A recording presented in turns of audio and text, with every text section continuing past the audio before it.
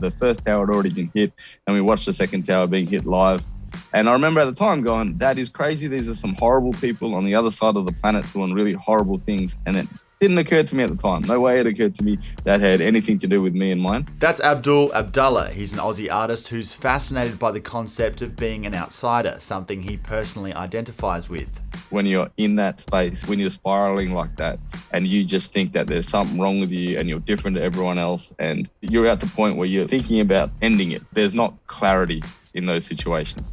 Abdul's a seventh generation Australian Muslim with Indonesian and Malay heritage. He's a man who can't be put into a box by any one definition. And it wasn't until 9/11 happened that we really felt quite a stark difference in how we were perceived from the outside. Abdul works across portraiture, photography and painting to express his experiences of growing up Muslim in Australia, confronting the prejudices that have marginalised Muslim youth. The platform, I get to say stuff and people listen. It's wild. His provocative art has struck a chord around the world and even been censored by politicians. It can go wrong. Like I had work in Mackay in 2019 that there was a mischaracterisation of the work that people like George Christensen took a great offence to, and then the discourse got really toxic. Abdul's part of the new ABC TV series Space 22, which explores art therapy as a means of improving mental well-being. A picture paints 1,000 words, and Abdul's got a lot to say. I don't need happiness necessarily, I need purpose, and that will give me a fulfilling life. Welcome to Young Blood, an award-winning podcast on a mission to make the mental health of young men a top priority. My name's Callum McPherson, I'm a journalist, and this is our platform to open up and share stories of what we've been through, because we're not alone. Let's do it. Before we kick this off, I just want to say thanks so much to everyone who's taken 15 to 90 seconds out of their day to rate and review the show on Apple Podcasts. It boosts us up the ranks massively and makes a huge difference to how many people we can reach with these potentially life-saving stories. So thank you. And for those who haven't got around to it, please, if Young Blood has delivered you some value, let us know on there. Cheers, legends. Trigger warning, if you find anything spoken about in today's episode distressing, please contact Lifeline on 13 11 14.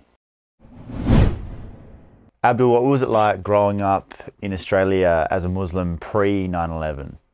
A suburb that I grew up in Perth, and it was really a mix of like Asian kids, Islander kids, Muslim kids, where there's a bit of crossover, Aboriginal kids and white kids, but the white kids were the Aussies, so none of us identified really as Aussies, but we all kind of had a lot in common and we all hung out in the same places, and it wasn't really too much of an issue. And I was kind of too young to understand any of the politics of it. And something that I've said before is like half my family married Italians, and there was a lot of crossover there. I think about like Greek Orthodox Church, our dads and grandfathers had big beards and stuff like that. There wasn't so much of a difference. And it wasn't until 9/11 happened that we really felt quite a stark difference in how we were perceived from the outside, really. So was that real melting pot of cultures when you were a little kid? How do you remember perceiving that and perceiving difference when you were that young and growing up with so many different people from different backgrounds? Did you think about that at all, or you just saw people as people or didn't even really notice it? Yeah, didn't really notice much of the difference. Like we all had our different sports as well, and that was a big connector. I boxed when I was a kid, and the boxing gym was a real mix, all sorts of different ethnicities. We're all kind of broke. That was the one thing that we had in common, but you didn't really think about those differences too much. It was kind of you thought about who was a better boxer or not, but otherwise you weren't really thinking about your ethnicity or your cultural or religious background. It was all just everyone in there together. And what sort of a kid were you? Honestly, like in primary school and stuff, I was like a little nerd. Always wanted to follow the rules, very conscious of teachers and things like that. And I went to a few different primary schools, went to one in Sydney, Malik Fahad Islamic School, which was quite a strict conservative school. And then when I was back in Perth, I was just at my local public school and very much a nerd. But that kind of shifted in high school a little bit. And it was a strange experience where I think it was also where I grew up. So I went to a high school that was like an hour away from where I lived because I had a special art program. So it was a public school, but it had a scholarship, but I got to go there from out of the catchment and do extra art classes, which I really enjoyed. But I still came with a sensibility of where I grew up. So I got into some little scraps very early on in the first year of high school. And that kind of put me on, not a path, but it created an adversarial relationship with the deputy principal and the principal at that time. And that sort of changed directions for me a little bit. So when people think you're the naughty kid, I think it's really much easier to become the naughty kid. And I was never that naughty, but like it sort of went that way. And then that sort of aligned itself with what happened in 9/11, when the perception of Muslims in Australia or around the world really shifted quite a bit. And then it went from being like a naughty brown kid to a naughty Muslim brown kid. And then that perception expanded to police, security, anyone who works in a shopping centre. So that, yeah, it all got a little bit more hectic after that. That's fascinating. So you went from being a kid who was quite conservative and didn't want to step on anyone's toes and sort of toe that line and play by the rules, to someone who more or less felt like you had no choice but to do the opposite, just by virtue of your culture and your religion and who you are. Yeah, it's funny looking back on it so often with my peers too, where it was so much easier to be tough. And I'm not like a tough macho guy. Like, I don't want to put that out there, but when you're a kid, when you're sort of perceived of as threatening and you feel that, and I didn't have the words to articulate it at the time, it just felt like a bunch of people didn't like me. And so when a bunch of people don't like you, it's much easier just to dislike them back and to be a little bit more staunch, or to project that out there and be that person, as opposed to just accept it. Like, you're not wanting to... Yeah, because you feel like your back's against the wall and you're being told what you are, and there's a tendency there to say, oh, if you think I am this and I am the bad kid, then I'll show you how bad the bad kid is, and play into that identity, that route of being adversarial and having that conflict and that us and them mentality, which I know you talk about a lot, just because you feel like it's being forced upon you and that's not even who you are or what you deserve. Yeah, exactly. You become framed in a particular way, and then you almost accept that, because if you don't accept it, it's like capitulating, bending down to your oppressor. So instead of bending down to your oppressor, you resist. You get a little bit of meanness in you, I guess. When did art first come into your life?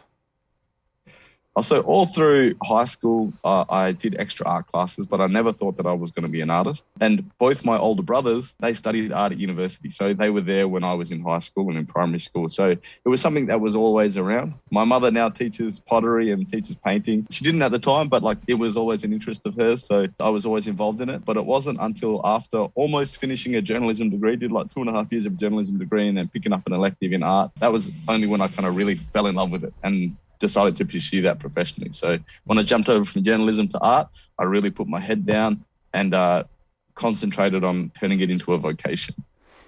Yeah, okay, interesting. Being an artist, you're allowed to have a lot more of an opinion than a journalist. Not that mainstream media really sticks to that anymore, but I guess journalism is meant to be about being objective rather than making statements.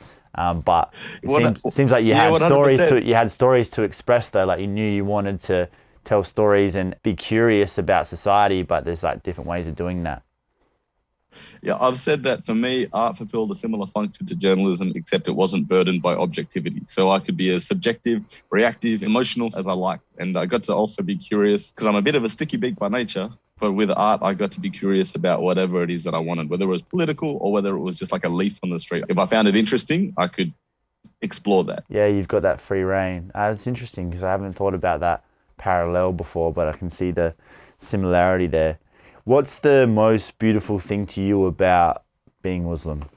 I'll never speak too much about the nuts and bolts of the religion. Like, in my art practice, I talk about the perception of that religious identity, and I identify as a Muslim. And the beautiful things about the religion, I really see it's very domestic. It's in the family. It's these relationships that build. But the day-to-day stuff, if you hung out with me for a week, you wouldn't see me do much Muslim stuff. Like, I might say a little bit of a prayer before I get in the car or something like that, but there's not heaps of the religion that is outwardly expressed by me. So it's sort of, in terms of like peaceful coexistence and that sort of thing, there's some really beautiful things. The idea of like submitting to a greater power, I think that's a pretty broad way of looking at things. That people think about that a lot. Really, I don't think about the religion that much, to be honest. Tell us about watching those attacks on 9/11, where you were, and just take us through when you saw that happen. Oh man, I was at home. Both my older brothers were over, and we were playing Gran Turismo. I remember that. We were trying to set like a quarter-mile time. And then my sister gave us a call, and she said, turn on the TV. And then we watched it. We watched it all. The first tower had already been hit, and we watched the second tower being hit live. And I remember at the time going, that is crazy. These are some horrible people on the other side of the planet doing really horrible things. And it didn't occur to me at the time. No way it occurred to me that had anything to do with me and mine. But then from the next day, it became obvious that we were going to experience some things. The first place that was attacked afterwards or vandalized was the Sikh temples. They threw a pig's head in the local Sikh temple in Canning Vale because people didn't know the difference between Sikhs and Muslims. And then, within a couple of days, the local mosque was attacked, spray painted and vandalized. My mother was assaulted. She had her scarf torn off in the city in Perth. She doesn't wear a scarf so much anymore. It was a visceral thing. And the communities I was a part of, and even like in Perth, which is so far away from everything, really felt under siege. It felt dangerous to be outside, especially if you were like visibly Muslim or had Muslim signifiers, especially like my mum who wore a scarf. She stands out. And so people would be very aggressive and unkind to her. That attack on the Twin Towers specifically, did that feel like an attack on what you loved when you watched that? Like, did you, as an Australian, feel like you were being attacked? No, I didn't.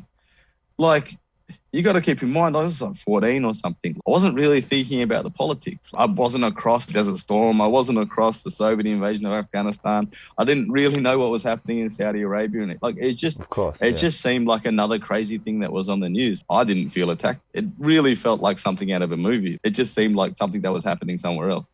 Now you can reflect on it though. What changed in that moment, specifically for you and your family?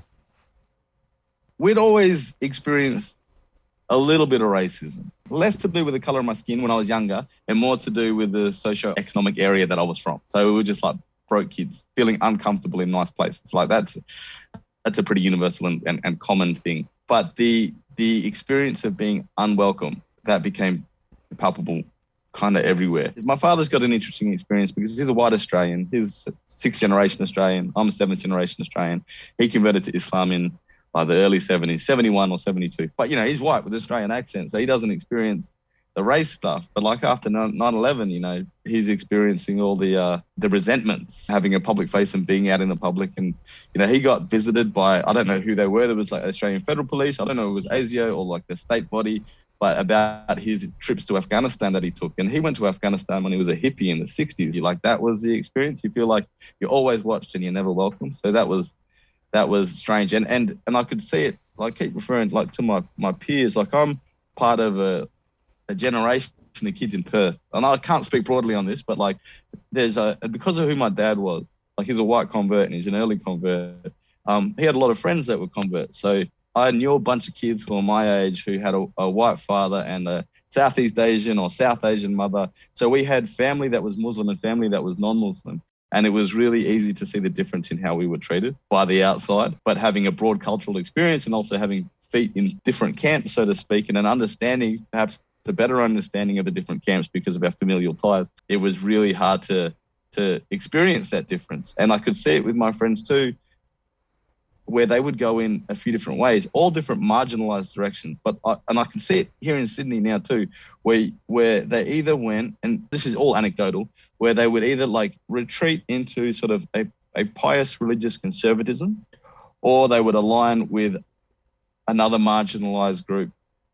For example, like an outlaw motorcycle club or something like that, where they're looking for clubs where they'll be accepted. If they're not accepted in broader society, they'll find a club that's accepting. And religion is a club that accepts all, and also those other marginalised groups will sort of take on disaffected young men. And that is a thing that's happening now in a whole bunch of different marginalised groups. You're seeing it with right-wing groups at the moment, really taking in disaffected young men especially. Well, it totally makes sense because the thing we want above all else is connection and community. And if you're not getting that from general society, or if you're being ostracised or targeted, there's going to be that tendency to go and find it somewhere else. And especially if there's quite a bit of anger surrounding that, you're then vulnerable to being manipulated and being used by certain groups who might know how to offer you a sense of that. But then, for example, like the outlaw motorcycle groups might then get you to also go and do their dirty work initially to be part of that crew, as one example. But it's just young men who are angry and feel lost and feel like they don't have an identity and a group and a tribe to go and belong to, and more than anything wanting that, and then finding that with a whole lot of negativity surrounding that negativity that you feel in your heart, you start projecting it outwards, and then you're going to get it back, and it becomes this real negative cycle. Yeah, feedback loop. There's an education system, a can't remember who came up with it, but like I was reading it a few years ago, the ABCs of self-determination: autonomy, belongingness, and competence, and our need for these three things, like beyond food, shelter, and whatever. So, and these type of groups like that, they provide these things where you get to be your own boss, you get to belong to a group, and you get to express how good you are at something, whether that's like criminality and violence, or whether it's like piety and religion, or it's or well, like because then you pressure have value, even though you can look at it and say, well, that's a terrible thing, why would anyone do that? And if you don't have an experience of it yourself, then it's very hard to understand. But the reason why people do that is because they're looking for exactly the same things that other people get through a much more socially acceptable means, because we're all human, and that's what human nature is that need to belong, and that need to feel valued, and that need to have community.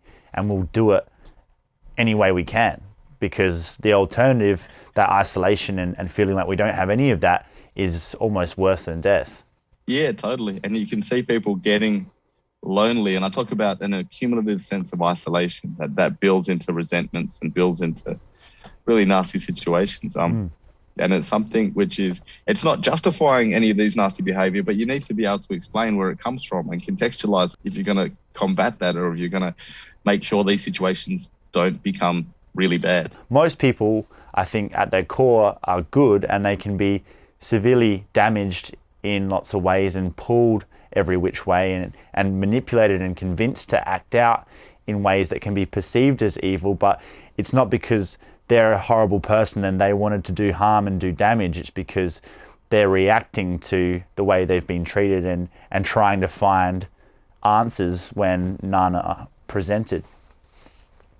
Yeah, I agree. And I think there's very few people that see themselves as the bad guy. Like there's not many James Bond villains out there. No. So how did that affect your mental health when all of that started raining down and you were being seen as the enemy and getting those dirty looks, and your mum was getting humiliated in the street? How did that affect you mentally? Only in hindsight do I really understand what was going on, and I don't even fully understand it. Like I said, not an expert. This is all sort of really anecdotal, but I think my issues or my experience with mental health and the dips in mental health and the depression and these sorts of things, I think it's partly genetic. I think I've inherited it a fair bit, but also a cumulative sense of alienation, I think, really affected it, and resentments based off how I saw my mother being treated and things like that. And to an extent, to the way that I was treated, even though that wasn't front of mind. Like, that didn't really occur to me at all till way later. But they didn't really manifest themselves to a point where I sought help until I was in my early 20s. And I think I might have already been in art school at this point. So I wrote a letter to my GP. I was in a very, very low state. I wrote a list of my symptoms because I didn't really want to talk. I just sort of had to write it out.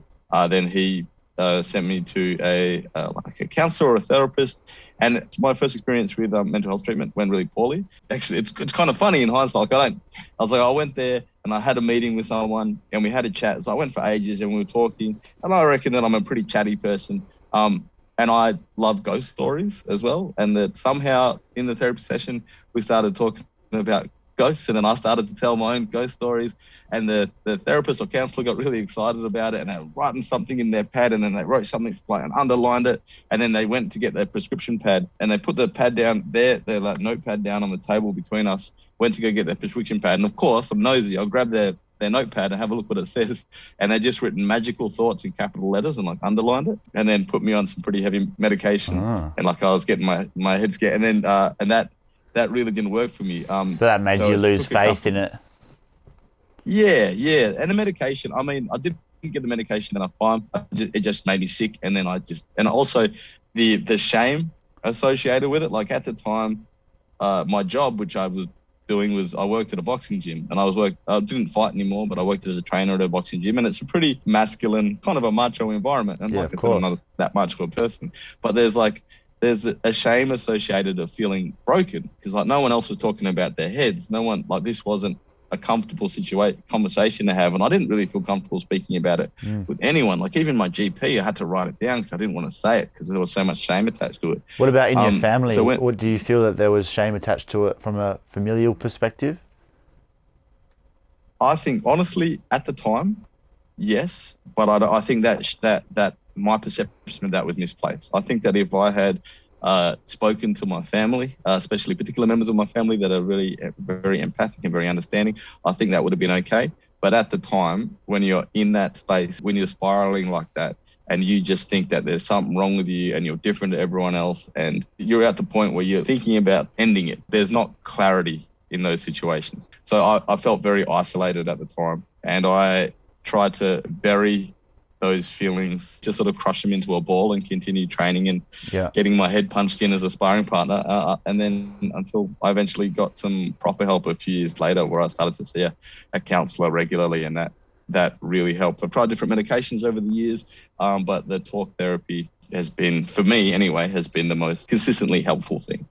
And have you ever talked about that stuff with people that you box with and people from the gym since then?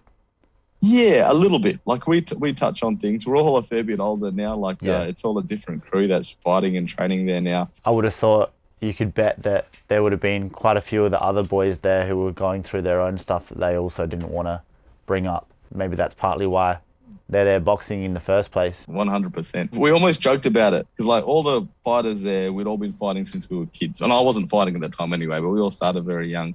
And when you start when you're young, there's all sorts of different, like, you want to prove yourself sort of thing. But I was always curious when a guy in his 40s would come up and say that he wanted to fight professionally and he never had a fight before. And like, it always meant that something's gone wrong in his life and he has some that he needs to prove to himself. Trying to rebuild himself. Yeah. It's almost like a shout for help, I think, when they would come in like that, looking to actually and lay hands like we on someone. just said before though as well, you're looking for community. I mean, you found that in the boxing gym. I'm part of a Muay Thai gym and I also go to Krav Maga, and I find that there as well. So it's just another example of it where you're bonded around a common goal and an activity, and there's a lot to be said for wanting to be a part of that as well, just because it's a break from your work and your family and it's something else you're interested in with other like-minded people. That's that same theme, but that's something that you could see as being a positive, healthy thing. I think like sports and my personal opinion, combat sports are really good for that sort of thing. And it's an equalizing space. Most people have got 2 arms, 2 legs and a head. You get good by how much time you put in. So that creates like a brotherhood or a sisterhood, that creates a family outside your family. So I think that's only a good thing. Besides the CTE or whatever the getting punched in the head does, but it's that's not great. I think the good outweighs the bad. Yeah, totally.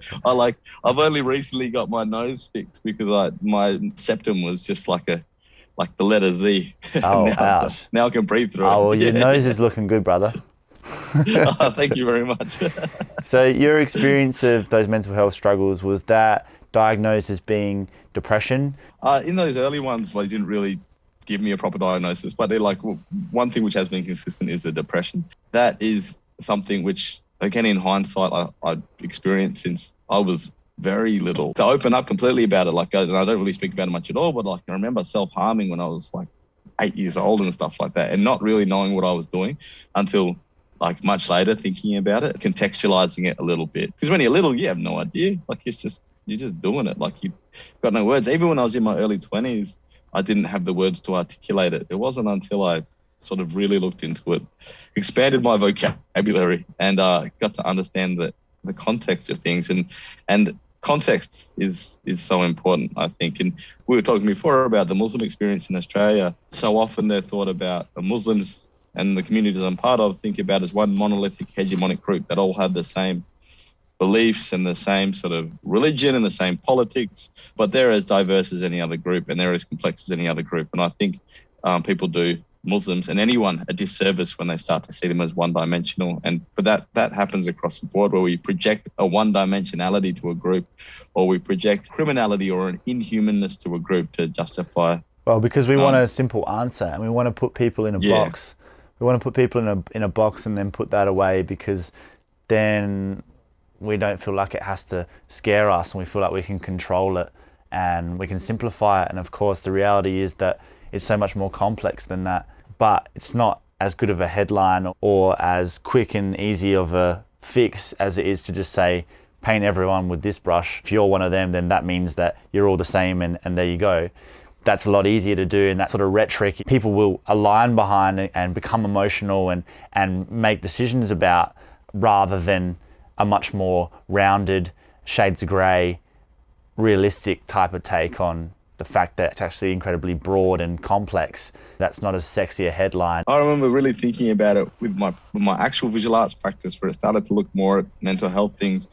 In 2017, when I painted Craig Campbell for the Archibald. So Craig was a police officer in the Cronulla riots, but had some big mental health issues, and then ended up having a psychotic break while he was working as a police officer, and then got sort of left the police or discharged, and then was in a long-running court battle with the police union to pay for his mental health treatment afterwards, which he eventually won, which is really positive and really good for him. But seeing that one, he was a guy who was very complex and did something really heroic on a day where he saved the lives of a couple of guys who were being bashed on the train.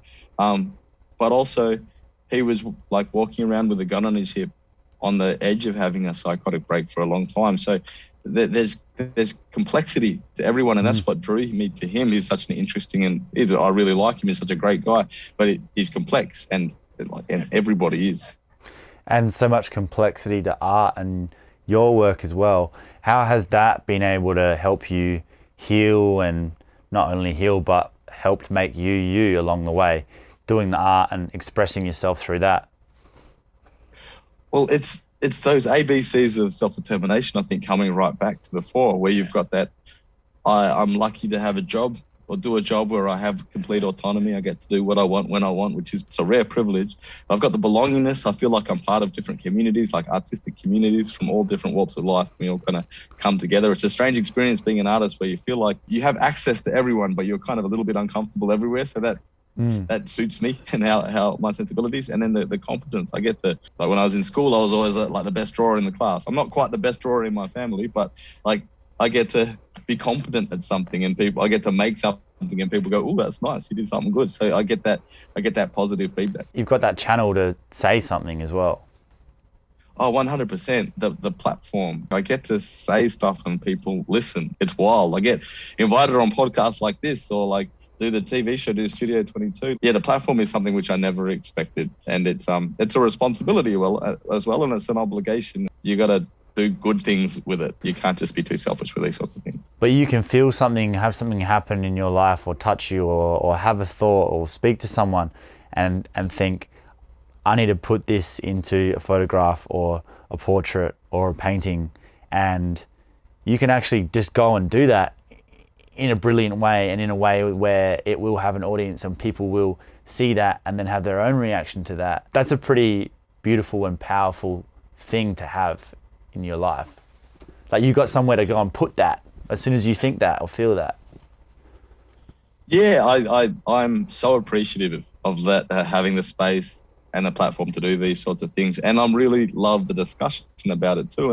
And I consider my works offerings to an ongoing conversation, an ongoing discourse about a whole bunch of different things. It's like that part of that visual history of this country. But it can go wrong. Like I had work in Mackay in 2019 that there was a mischaracterization of the work that people like George Christensen took a great offense to. And then the discourse got really toxic, where normally I'm really happy about open discourse, and even if people interpret my work completely different. But in that case, it got really nasty to the point where there was like physical threats being made to the 70-year-old volunteers who worked at the gallery. And it became beyond a conversation, and it just became a very threatening experience. So it can go really badly, but I think that's kind of par for the course when it comes to having any type of public discussion about these sorts of things. Yeah, we are playing with those sensitivities, and that's the thing about things that need to be said, and often they're not said because that's uncomfortable, and we would rather ignore the elephant in the room or try to pretend like it's all good. And part of your job as an artist is to bring those conversations to light and not just brush it under the rug. And of course the reaction to that sometimes from those who would rather that you just would, and you would toe the line like you did when you were a little kid, is don't do that because we don't want to talk about those things. Yeah, what the people like that don't get, and I've had that since I've ever had a public profile at all, and it's never been a huge public profile, but since I've like had any type of exposure to stuff, I've gotten nasty emails telling me to go back to where I come from. It's a silly thing. I think like I don't know where I'm going to go, and they can get quite threatening at times. It's quite a vicious thing. But what the people who write these things or who reach out to me in such a negative way, that what they don't understand is that all that does is prove to me the need for that contribution, whether it's me or somebody else. Well, it's ignorance, isn't it, right? And ignorance is a lack I feel of bad for them. Ignorance is a lack of understanding, and what you're trying to do through your art is help people to understand better. So when you're still getting these messages from people, although as I'm sure you're aware, that's a very small minority, and you can't just think, oh well, everyone still thinks like this and my work's not having effect. But as long as you're still getting those comments from people, you're like, well, the work's not done because these idiots still just aren't getting their point. Exactly. It just adds fuel to that fire. So I've just got to keep going. And it is a minority. And even the nasty stuff that I get, it could be a handful of people using a whole bunch of different email addresses. Like, I don't know that.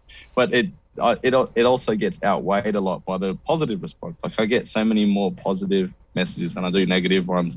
But you know how it is. It's the negative ones that you remember. Like, so it's because we're wired like that to look at the threats and remember that sort of thing.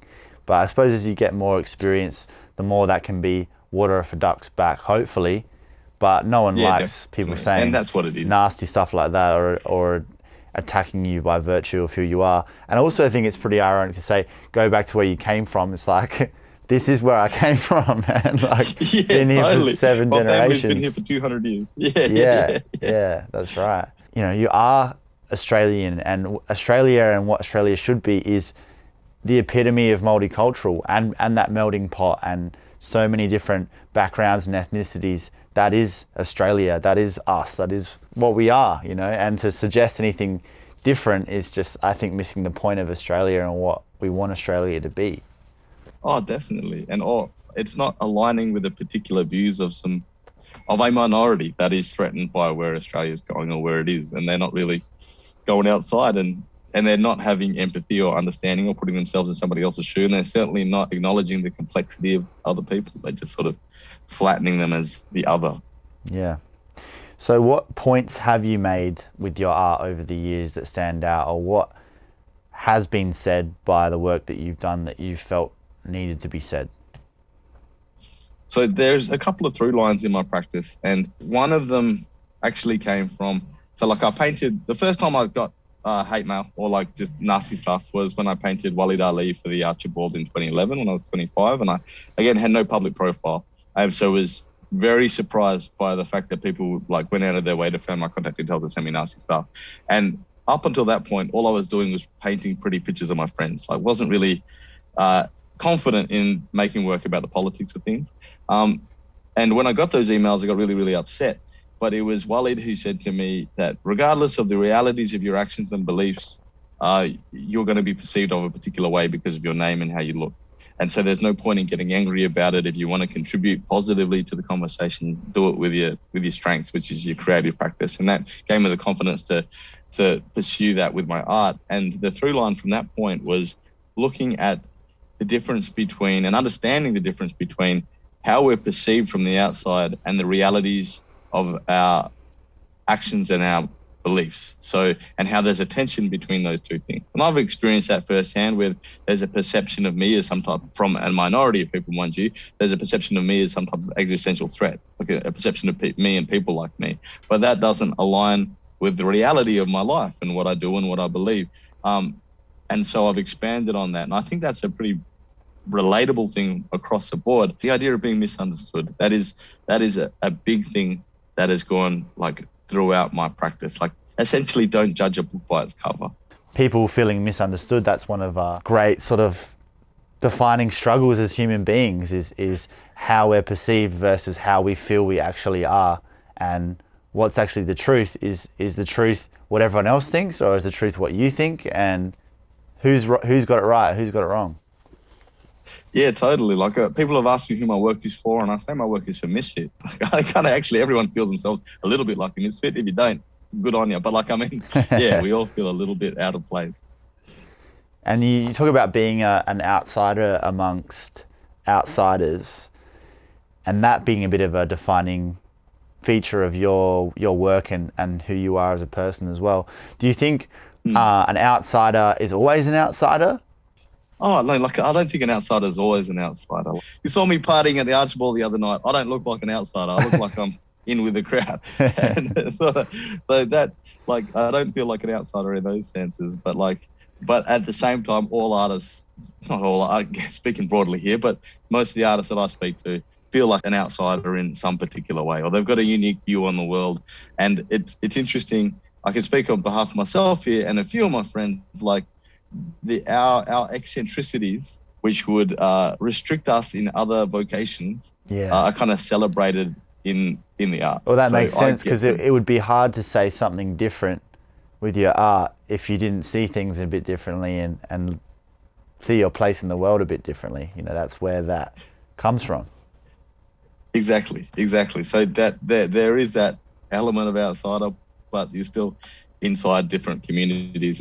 And when I first started using the term outsider amongst outsiders, it's a bit silly as well, but it makes sense. Like when I was I was an art student in the Muslim community, so that's like a little bit like you're a bit outside. Well, you're also a Muslim in the art school, but also I was a little too boxing for art school, and at the boxing gym I was a little too art school for boxing. So it's like you're always never There's quite levels in, but to I it. think, Yeah, 100%, and I think everyone feels that to some extent. With art, well, what's been your goal, and has that changed? I'd like to think that my work is in service of people, and when I make work, I think about that like 12-year-old kid, well, early teen kid version of me in suburbs like East Cannington, where I grew up, or Sunshine in Melbourne, or like Mount Druitt in Sydney, or Bankstown or something like that, who is just coming to understand that their story isn't being related, or their story isn't being expressed in mainstream on the broad media. They're never going to be in Home and Away, like that type of thing. Yeah. And I'm not trying to claim their experience, but I'm doing enough of my stuff that hopefully there's a shared experience there which they can take ownership. And I like the idea of taking ownership of an idea and then relating to that idea, and then hopefully I can assist or contribute to them articulating their context a little bit. So that's what I'm thinking of why I make the work. In terms of broad goals, I don't really, as long as I can keep doing what I'm doing. And one of the beautiful things about art is that you can do it till the day you die. Like I don't have to retire, and I hope to keep enjoying this for another 60, or maybe not 60, maybe like 40 or 50 years or something like that. And then, that is really what I want to do. And hopefully you just get better and better. And hopefully I don't get too stuffy or stuck in my ways like some of the older artists. But me having a jab at some old people while I'm here. Bitchy. But you know what you do it for and who you do it for, and you don't think that will change. No, I don't want to say that it won't change, because I've found myself changing. Like I remember, so my older brother, he does amazing art. There's 10 years between us in age, but he started making art a little bit after me. But I remember one time he and I were visiting another friend's studio, this older artist, and he pulled me aside. The older artist pulled me aside, and completely unsolicited, he said, "Don't worry, Abdul, one day you'll make more poetic work like your brother." And that really offended me. I was like, who are you telling me I'm going to make poetic work, or that I want to? My work at the time was like a little bit spikier than it is now. But I have seen that happen. I wouldn't necessarily call my work poetic now, but it is a little bit gentler. It is talking to the heart of things a little bit more, less about specific political issues or things that have happened in Australia or globally, although that all plays into it. The language has become a little bit universal, and that's come with a little bit of age, a little bit of sort of chilling out a little bit, but also working more internationally. Like now, most of my shows happen overseas, and I can't use Australian Pacific signifiers because the audiences there won't have the context. Yeah. So I'm having to be a little bit broader. That's a beautiful thing, though, how your art grows along with you, and of course makes sense that as you mature and soften in some ways and maybe harden in others and change your perspectives, then you reflect that with your art, and it's an expression of you, and it's an expression of everything you are and what you come from, and that's always growing and progressing. That's one of the most amazing things about art for me, I think. Yeah, it's a really flexible thing to do, which I really like. And you've got so much freedom to work in all these different spaces. So you never feel limited, and essentially you're doing it for you. So you've got that ownership. I can't imagine what else I would be doing if I wasn't doing art. And you've been on this new ABC TV show, Space 22, which is all about art therapy. and its impact on well-being and mental health. What's your experience been like being a part of that? Oh, that was a really fascinating experience. So they're calling it art as therapy. So what they've got is, I think there was like 8 participants in there who had tried different types of treatment, or like they have different experiences with mental health, and giving a go at making art and seeing how they relate to that. So I'm on the first 2 episodes, and I act like the introduction to art to kind of prove that it's not so wanky, or just be a little bit relatable, I guess. And we made a whole bunch of different artworks, and we just talked about the ideas of how we can express ourselves visually. And I really enjoy that process of people unpacking an idea and then translating it into an art object, whether it's onto a piece of paper or a sculpture or that sort of thing, or a collage. It's all about that translation and communicating an idea. And these were the things that we got to unpack, and we had some really fascinating conversations. It was a lot of hard work. Like we got really deep into things and deep into discussions about people's experiences. But I think that we made some really fantastic artworks, and there's some really fantastic artists amongst those participants. And what did the opportunity to make that art and have those discussions and talk about it in that way, how did that affect the people who came on the show?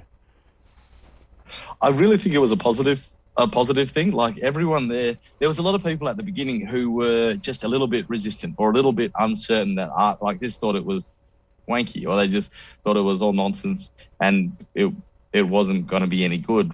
But just the process of working with your hands and talking, and then I think it comes down to those ABCs again, like that sense of ownership over an idea, and then having complete control, which is something which I do a lot of stuff working in schools as well and in outreach programs.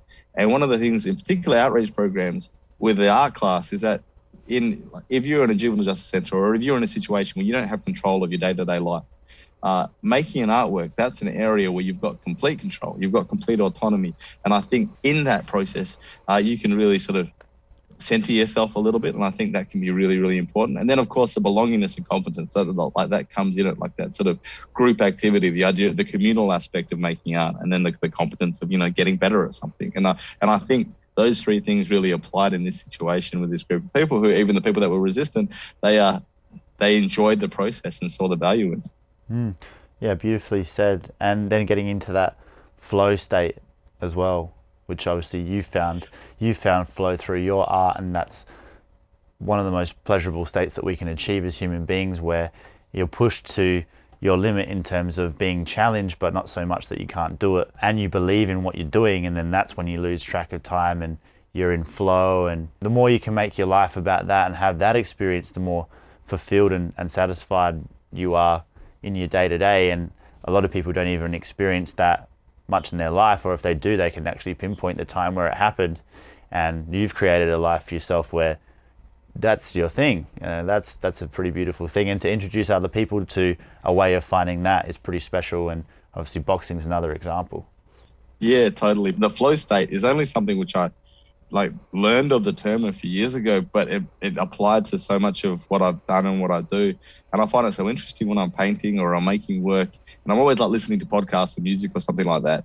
And when I haven't noticed that the podcast or the music has stopped and I've just continued working, it's such a rewarding and joyful experience. It's hard to really describe. Yeah, but you know exactly what I mean, that once you're in it, and it's that, I guess it's also like a bit of a dopamine hit too, because you are achieving something. You feel like what you're doing is worthwhile and you have purpose. And I think having purpose is such an amazing motivational factor, like something which I've come to terms with, I think, and I'm not 100% around it yet, but I don't need happiness necessarily. I need purpose, and that will give me a fulfilling life.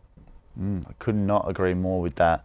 What do you belong to now? What do you feel like you belong to?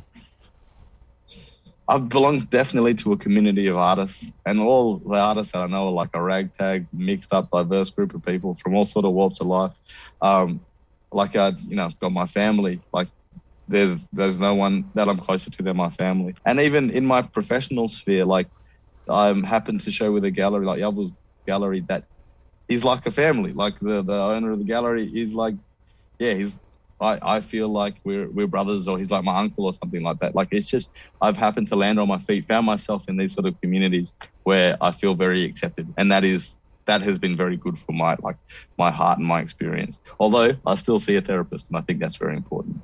Beautiful, man. Well, I really love the way that you've spoken about mental health and overcoming those insecurities you had around opening up around that, especially when you were in your early 20s, and how difficult that was. Talking about being Muslim and being ostracized and targeted and that whole side of it as well. And then the art, there's so much that goes into your story, and there's a lot that sort of flows from one to the other and connects it all together. And I suppose that's why your art's so powerful. And when you speak, it's like you speak with intention, and there's a lot of meaning in what you say and what you do. So got a lot of respect for you, and just want to acknowledge you for what you've created and what you continue to create, and for the way that you speak about mental health as a young man from your background, because that's really important for others who can relate to you to hear. Oh, thank you so much, man. I really appreciate that. And thanks for having me on. I think, these are important conversations to have. And hopefully us talking about these sorts of things and people like us talking about these sorts of things, that next generation of kids, maybe they'll lessen those insecurities about talking openly and getting help if they need it. There's nothing wrong with asking for a little bit of help. Absolutely, man. That's the hope. Thank you, brother. Thanks for coming on. Thank you. That's it for this episode. If you're getting some value out of the show, please help us out with a quick rate and review on Apple Podcasts. Everything we do is recorded in video, so follow Youngblood Men's Mental Health on Instagram and Facebook, and Youngblood Mental Health on TikTok. Subscribe to our YouTube channel, and please leave us a comment or send us a message if these stories resonate. We'd love to hear from you. You can sign up to our e-news through our website, youngbloodmedia.com.au.